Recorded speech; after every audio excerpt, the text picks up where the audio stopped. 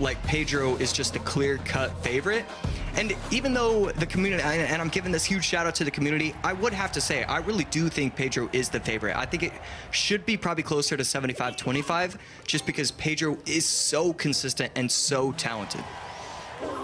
And getting a work back in the mix for the archers. A lot of people talking about them doing pretty good after the buff. I mean, after the rework. Obviously, they lost some HP, but I think because of the nerf to all the evolutions, it made them just a little bit more viable than they had been. Pedro, bottom of your screen. Ta here at the top. And we shall see. Little Prince still the most popular card in the game. And right here, just waiting, and could this be another RG Pedro playing? I mean, Pedro placing down the Giant and Ta looking frustrated just off that, so we're gonna have to see what he does or doesn't like overall. Pedro's bats should be able to get a decent bit of value, but no, a quick reflection and the Firecracker in tow is going to be able to stop the bats from getting too much value. Archers coming in just a little bit late. They're not going to be able to get on top of the Firecrackers. They split over the middle, and then a clean defense here by Ta. 4 Elixir to ticking up to 4 here for Pedro. So a nice clean exchange with just a little bit of favor here for Ta. 25-46 to 24-06.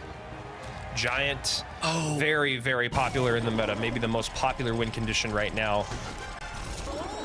Yeah, and so I'm starting to recognize why Ta looked a little bit upset. I would assume this is going to be Graveyard last card for Pedro, and he's just going to be running Giant Graveyard.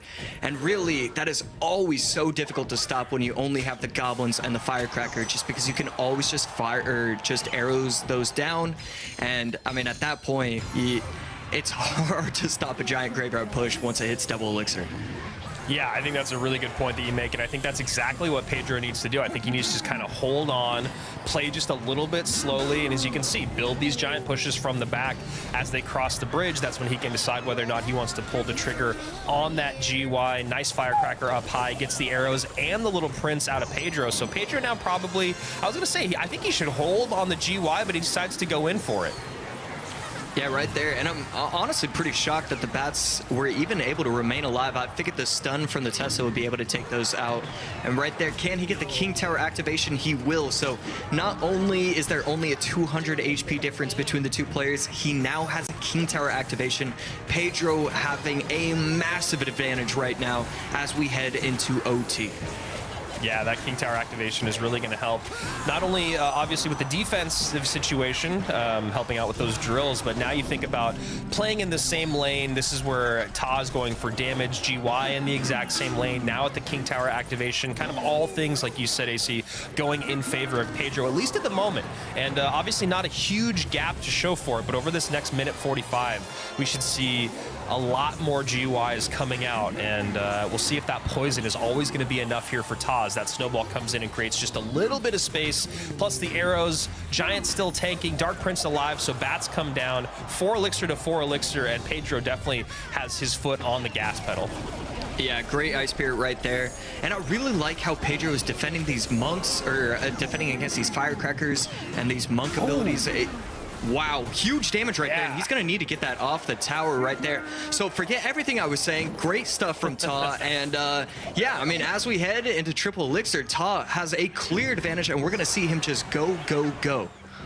Yeah, the Monk just doing great work, tanking for a little bit longer than I think Pedro had anticipated. Then the Dark Prince comes down low, lines up perfectly for that Firecracker. Now just trying to go cheap on defense with those bats, but the Teslas have been absolutely mad here for Ta. And that's like the key to so many of these decks, especially these drill decks, is just if you have good work with your defensive building and you can control the map like we're seeing Ta do with the Tesla, it makes it so difficult for their opponent to put together a good push. And now with that Evo Tesla coming out, gonna do a great job cleaning up the Giant, and of course that burst coming out to help with those skeletons with the Dagger Duchess out of daggers. 13:08, 14:22, 20 seconds remain.